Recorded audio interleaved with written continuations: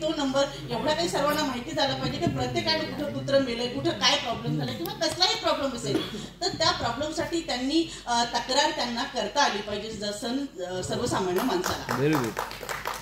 दुसरा मुद्दा माझा असा आहे आणि व्हॉट्सअप नंबर सुद्धा त्याला कनेक्ट असावा.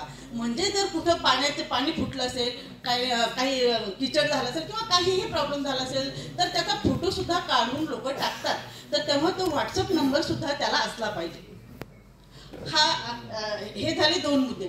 आणि दुसरं असं की महानगरपालिकेमध्ये सगळ्यांनी सांगितलं खूप कचरा आहे, खूप घाण आहे, खूप कचऱ्याचा ढिगार आहे. ह्याला सोल्युशन आणि प्रॉब्लेम महत्वाचा हा आहे की जिथे 10 लोक कामाला असतील, जिथं नगरपालिकेचे साफसफाई कर्मचारी 10 जण असतात, तिथं होतं काय की 2 किंवा 3 कर्मचारी येतात फक्त आणि बाकीचे फक्त सह्या करायला असतात. आठवड्याला महिन्याला कधीतरी यायचं आणि सह्या मारून जायच्या. म्हणजे वास्तविक पाहता जेवढे कर्मचारी महानगरपालिकेचे झाडू साफसफाईला आहेत तेवढे वास्तवात ते कामाला येतच नाही. त्याच्यामुळं हा जे कंट्रोल साफसफाई कचरा जो आहे हा साफसफाई होत नाही. आणि अजून जर कलेक्टर ऑफिसच्या रूमनं वगैरे जाताना मला बऱ्याचदा हा प्रॉब्लेम लक्षात आला की कचरा जो गाड्यामध्ये वाहून नेला जातो नियमानं ह्या गाड्या झाकलेल्या असाव्या लागतात, परंतु हा कचरा इतका घाण वास असतो की कधी आपली गाडी पास होते असं होतं. म्हणजे जीव गुदमरून जावा इतका घाण वास त्या कचऱ्याचा येत असतो आणि तो सगळ्या रस्त्यानी पडत असतो.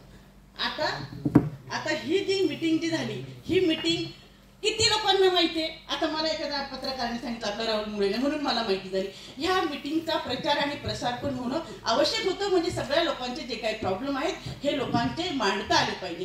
यासाठी माझे महानगरपालिकेचे जे आयुक्त आहेत यांना असं माझं म्हणणं आहे की दर महिन्यातून एक वार, सोमवार असेल किंवा कुठला वार, एक असा वार तुम्ही नियोजित करावा, एक लोकशाही दिन सारखा, की जिथे सगळ्या लोकांना त्या दिवशी त्यांच्या तक्रारी जे आहेत त्या तक्रारी त्या लोकांना मांडता आल्या पाहिजेत. म्हणजे बऱ्याच लोकांचे प्रॉब्लेम तिकडे सॉल्व्ह होतात आणि लोक इकडे तिकडे पळतात. त्याने काय होतं, जे लीडर लोक असतील किंवा कुणी असतील जे, तर ह्या लोकांचं फावतं.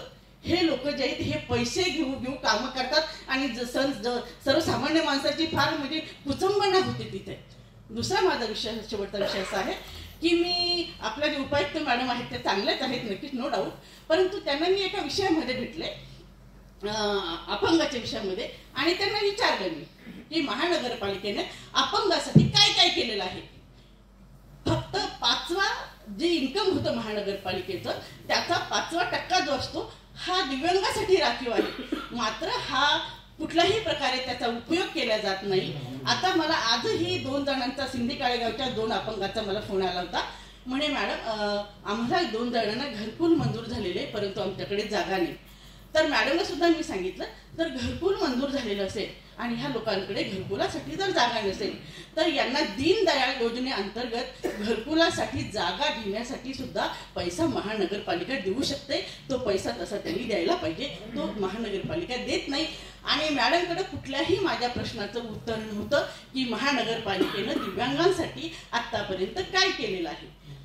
राहिला प्रश्न मालमत्ता कर जो असतो, तर हा मालमत्ता कर अतिशय टोकाला गेलेला आहे. असू द्या, आपल्या हेही लक्षात येतं की मालमत्ता कर MIDC वाले जे व्यापारी आहेत मोठमोठे अगदी उद्योगपती, ह्या लोकांकडे बराच कर थकलेला आहे. मात्र गोरगरिबाकडून जे सक्तीनं वसुलीचं जे राजकारण सुरू झालेले हे पण फार मोठं विचारात घेण्यासारखं आहे. आणि मालमत्ता करामध्ये दिव्यांग व्यक्ती जे असतात, दिव्यांगाच्या नावावर घर जरी नसलं, एखाद्या फॅमिलीमध्ये जर दिव्यांग असेल तर त्या घराचा कर कुणाच्या नावावर असो, त्या फॅमिली मेंबर जर दिव्यांग असेल तर त्या घराचा कर 50% हा कायद्याने हा GR आहे तसा की 50% तो कर माफ केला गेला पाहिजे. आणि तसं जे आहे तसा बोर्ड एक आयुक्तांना माझी विनंती की तसा बोर्ड जो आहे तर मालमत्ता कराच्या तिथं लावण्यात यावा की 50% हा दिव्यांगांसाठी माफ करण्यात येईल. दुसरं असं आहे, अधिकारी लोक जे आहेत किंवा कर्मचारी लोक जे आहेत महानगरपालिकेमध्ये हे कधी जातात कधी येतात यांना कुणाचाही धाक नाही किंवा काहीच नाही, किंवा येतात की नाही तेही काही कळत नाही. तर थंब प्रेझेंटी जी आहे ही कंपल्सरी असावी.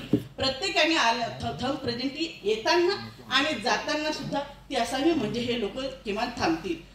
आणि हे लोक बसल्यानंतर कळत नाही की कोण कुठे बसले. कुणीतरी म्हणतं जाऊन त्या दोषींना भेटा किंवा अमक्याला भेटा टमक्याला, हा शोधत बसावा लागतो सगळीकडे की हा कुठे आहे आणि तो कुठे आहे. तर प्रत्येक टेबलवर त्याची नेम प्लेट असणं आवश्यक आहे की हा व्यक्ती इथं बसणारा व्यक्ती आहे. आणि प्रत्येक खरं नियमानुसार तर फोर्थ कर्मचाऱ्याला हा युनिफॉर्म सुद्धा आहे नियमानं. तसा युनिफॉर्म जर देता आला तर तो फोर्थ कर्मचाऱ्याला युनिफॉर्म पण द्यावा आणि बाकीचे जे कर्मचारी आहेत त्यांना सरळ सरळ आय कार्ड द्यावं, म्हणजे लोकांना कळतं की महानगरपालिकेचे कर्मचारी कोण आहेत. तर हा फार महत्त्वाचा मुद्दा आहे. आणि अजून माझा शेवटचा सगळ्यात महत्त्वाचा मुद्दा, महानगरपालिकेचे जे कर्मचारी हे झाडू साफसफाईचे जे कर्मचारी आहेत हेही माणसंच आहेत. यांना किट देण्यात यावी, पूर्ण सुरक्षा किट. हे अक्षरशः हाताने घाण गुण उचलत असतात.